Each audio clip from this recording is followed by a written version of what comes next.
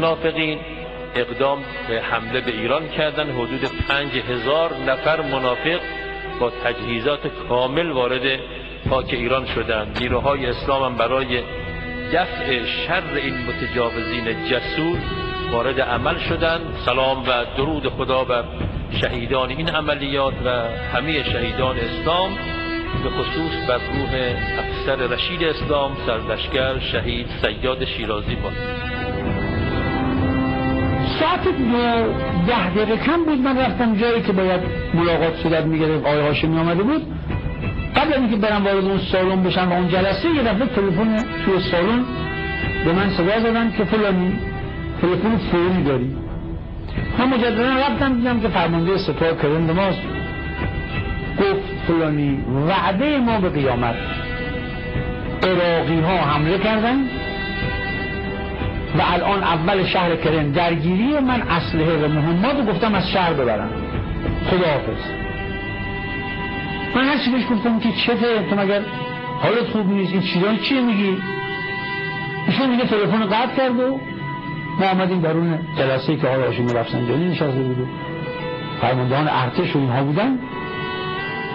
من به آقای هاشمی گفتم که ایشون سوال کردن خب وضعیت جبهه‌ها چه خبر؟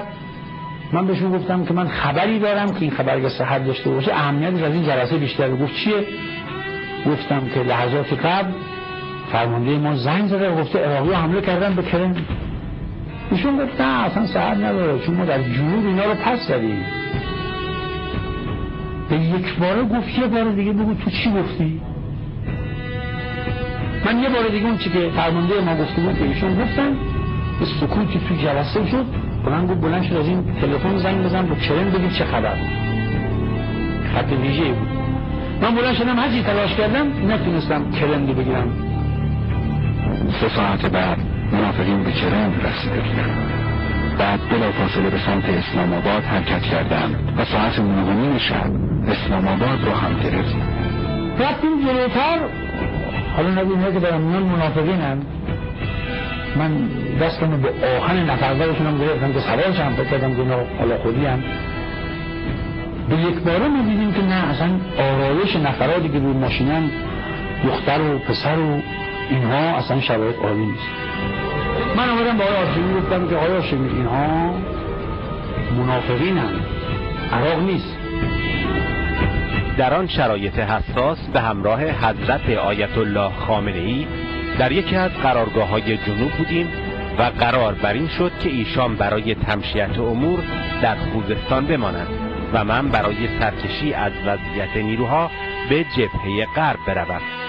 در مسیر خبر هجوم منافقین را در عملیاتی به نام فروغ جاویدان که عملاً ظلمت جاویدان شد دریافت کردم.